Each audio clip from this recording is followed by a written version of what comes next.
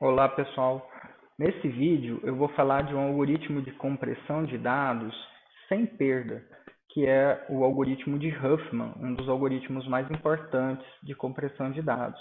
Esse algoritmo também é chamado de codificação de Huffman, ou ainda do inglês Huffman Code. Nesse vídeo eu vou dar uma introdução a esse algoritmo, dar uma ideia geral de como ele funciona. E nos próximos vídeos a gente vai entrar em mais detalhes do algoritmo e das estruturas de dados usadas e também da implementação desse algoritmo em Java. A primeira coisa que nós temos que definir e apresentar quando a gente fala do algoritmo de Huffman é sobre a representação dos dados. Como que a gente vai representar a mensagem de entrada que deve ser codificada? Esse algoritmo ele é baseado em símbolos. Então, a entrada ela tem que ser organizada nesses símbolos. E existem diferentes formas da gente organizar uma mensagem em símbolos. Se a sua entrada, se a sua mensagem é uma string, uma forma natural de definir os símbolos é através dos caracteres. Cada caractere é um símbolo. Se sua entrada é um texto, né, um documento em linguagem natural, uma outra opção é você definir seus símbolos como sendo as suas palavras. De maneira mais genérica, a gente pode considerar a nossa entrada como uma sequência de bits, e aí a gente define os nossos símbolos como uma sequência fixa de bits, né? Uma quantidade fixa de bits. O mais natural é a gente usar grupos de 8 bits. Né? A cada 8 bits a gente define um símbolo. Né? E isso é correspondente a gente usar a tabela de símbolos ASCII estendida. Né? São 256 símbolos possíveis. Tá? Se a gente trata a entrada como uma sequência de bits e define nossos símbolos dessa forma, a gente está criando um algoritmo que é genérico, que é capaz de compactar qualquer tipo de entrada, música, texto, vídeo, qualquer tipo de entrada pode ser representada como uma sequência de bits. Só que como ficar trabalhando só com bit é meio complicado, a gente vai usar como exemplo uma entrada, supor que a nossa entrada é uma string, e aí os nossos símbolos vão ser os caracteres, certo? Essa abordagem da gente, ela é mais didática, para a gente conseguir entender melhor o algoritmo, mas ao mesmo tempo ela também está bem próxima da implementação, porque uma forma natural de você representar uma string é como uma sequência de caracteres, e cada caractere ser representado como 8 bits, por exemplo. E aí isso equivale a gente usar essa representação mais genérica. E quando a gente, no vídeo de implementação, a gente vai ver que a gente realmente vai tratar a entrada como uma string. Considerando então primeiro o problema de compressão, a gente parte de uma mensagem que a gente vai chamar de B, que no nosso caso agora, como a gente está considerando a nossa entrada como sendo uma string, é uma sequência de caracteres. Então vamos considerar essa mensagem de exemplo aí. Se a gente usar o código ASCII para representar essa mensagem, a gente tem que cada caractere vai ocupar 8 bits.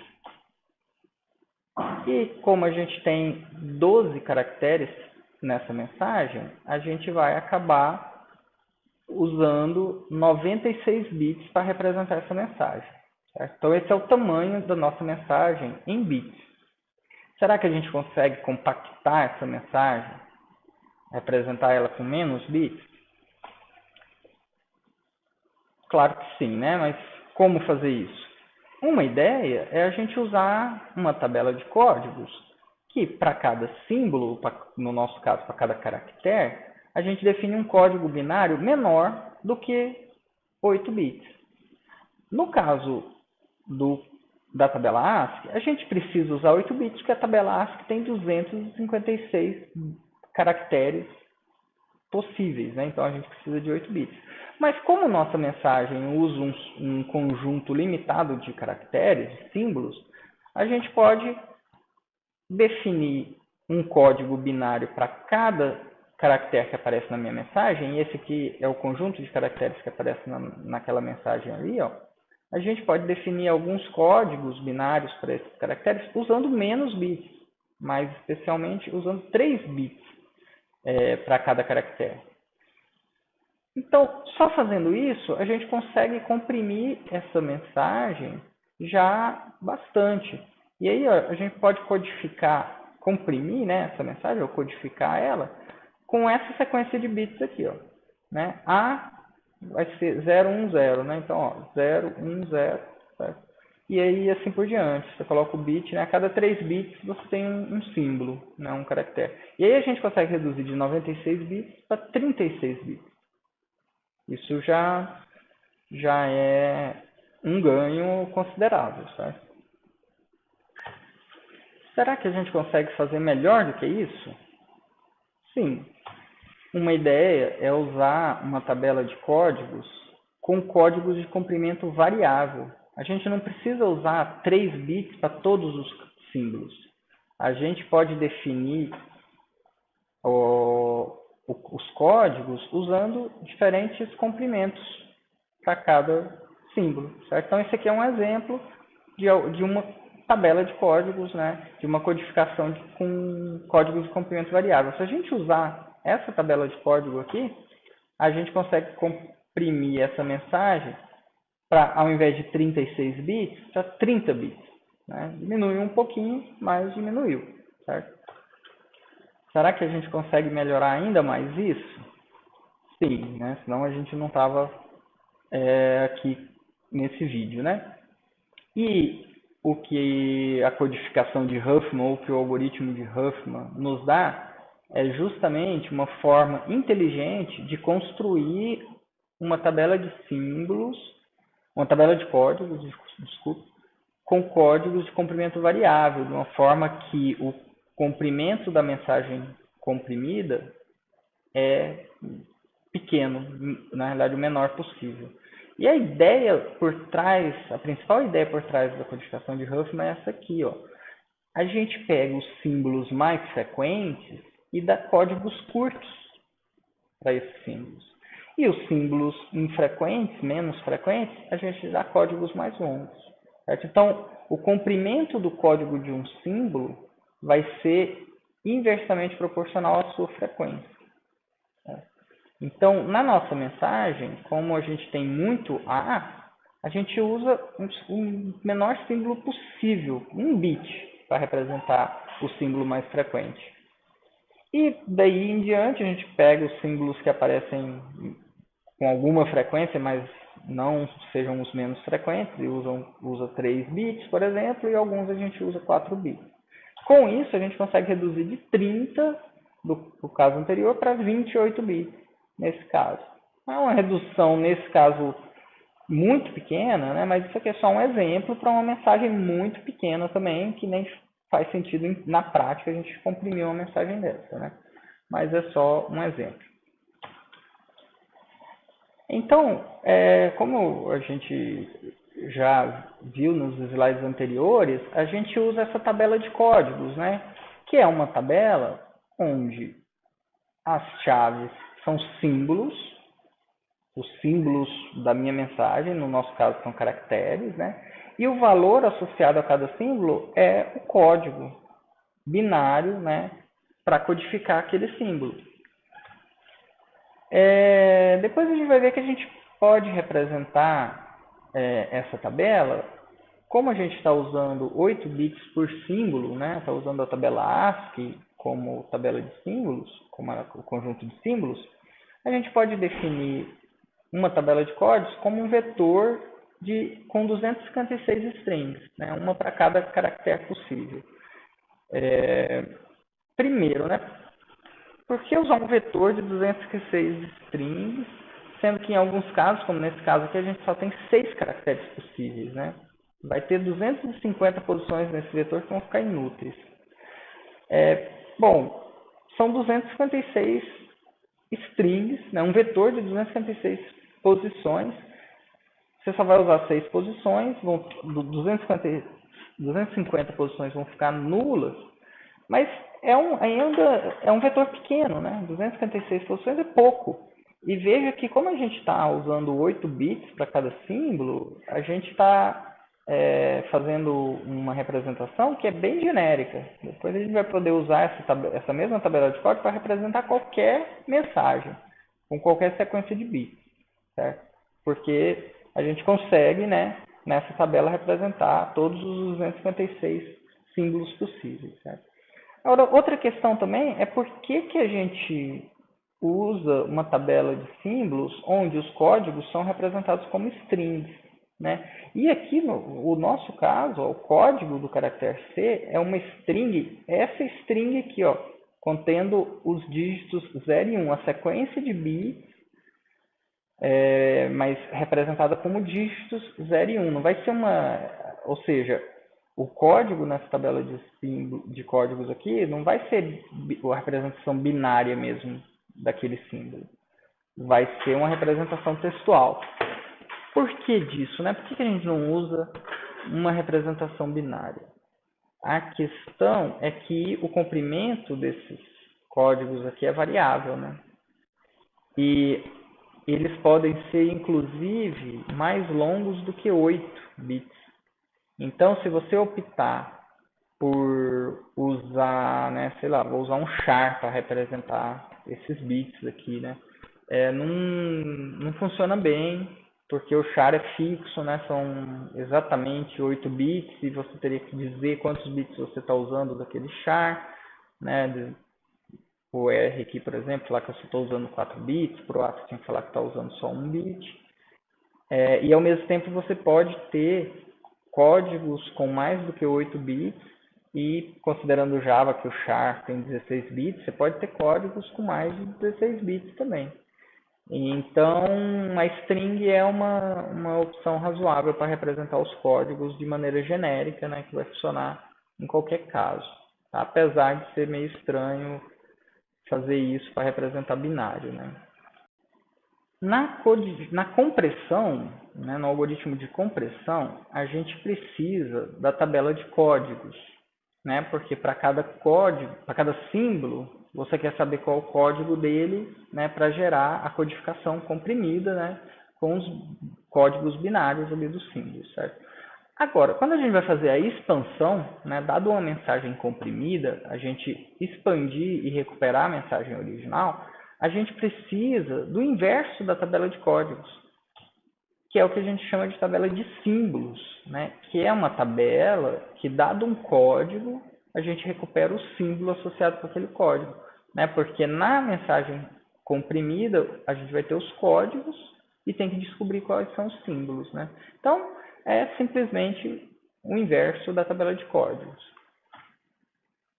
Essa tabela tem que ser ela tem que ser injetiva, obviamente, né? Ou seja, símbolos diferentes têm que ter códigos diferentes. Eu não posso ter para um mesmo código 2 símbolos associados, certo? Né? Senão eu tenho uma ambiguidade, né, na hora de fazer a expansão, né? Mas não é só isso. Quando a gente usa tabela, se a gente estivesse usando códigos com comprimento fixo, isso era suficiente, né? Eu só não posso ter 2 símbolos com o mesmo código. Agora, como a gente tem comprimento variável, a coisa é um pouco mais complicada. Eu imagino que alguns de vocês já notaram esse problema. Não é tão trivial. A gente tem que ter uma codificação que é livre de prefixo. O que significa isso? Significa que nenhum código pode ser prefixo de outro código. Então, por isso, ó, que se a gente olhar nessa tabela de símbolos aqui, ó, eu tenho um símbolo, que é o símbolo mais frequente, que usa um bit, é o bit 0. Se eu tenho alguém com um bit representado como 0, um bit 0, nenhum outro símbolo pode começar com bit 0. O código de nenhum outro símbolo pode começar com bit 0. Porque senão, né, esse código seria prefixo de algum outro código aqui. Certo? Então, por isso que todos os outros começam com bit 1. Ok? E aí, se eu pego o próximo símbolo mais curto, né? Esse aqui, vamos pegar. Exclamação, tem 3 bits. 101. Pode olhar que não tem nenhum outro símbolo cujo código começa com 101. Não pode ter. Certo? E para a gente entender melhor a razão disso, né, vamos olhar um exemplo. Ó. Então tem essa tabela de símbolos aqui. E aí se eu tenho essa mensagem comprimida, essa é uma mensagem comprimida, eu quero expandir ela. Como essa tabela aqui é livre de prefixo, vocês vão ver que eu não tenho ambiguidade na hora de expandir. Ó. Eu vou lendo os bits aqui, e sempre que eu tiver lido um código, eu sei que eu tenho que emitir um determinado símbolo. Então aqui ó, começa com 0. 0 já é um código de um símbolo, do símbolo A. Então eu tenho que, já sei que esse 0 é A.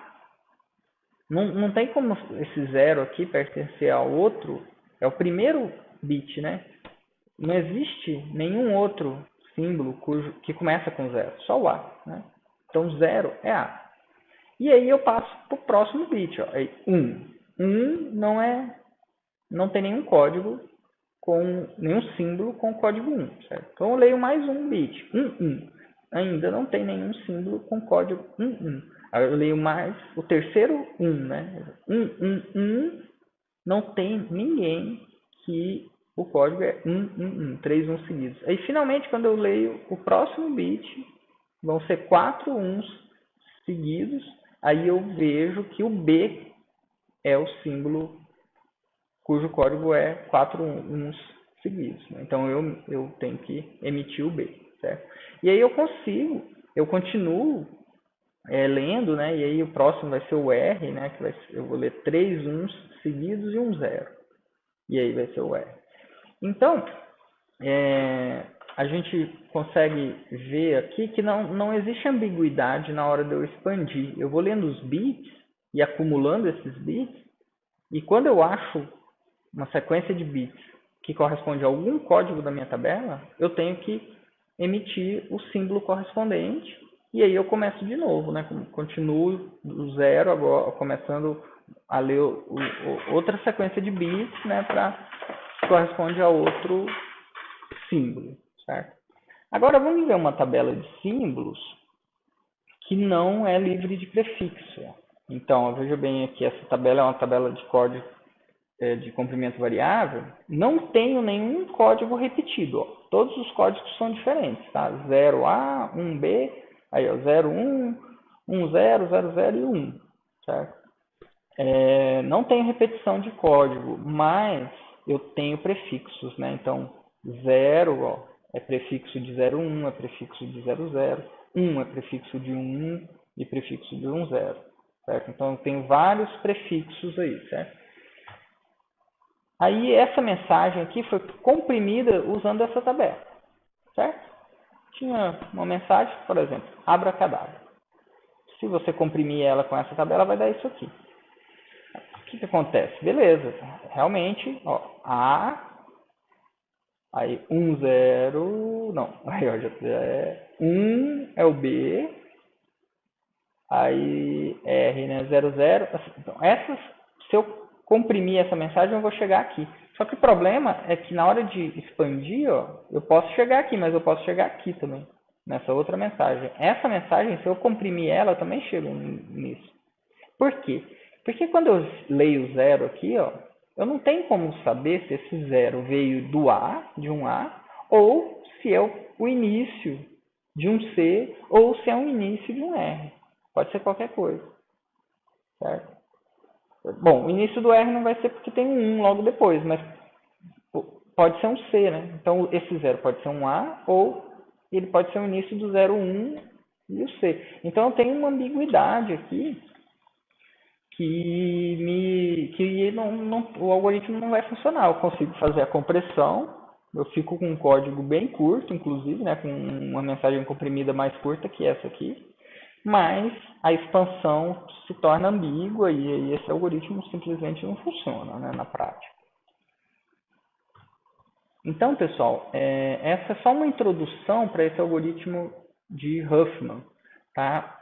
Nos próximos vídeos, a gente vai realmente ver como gerar essa codificação de Huffman de tal forma que a minha compressão seja boa, né?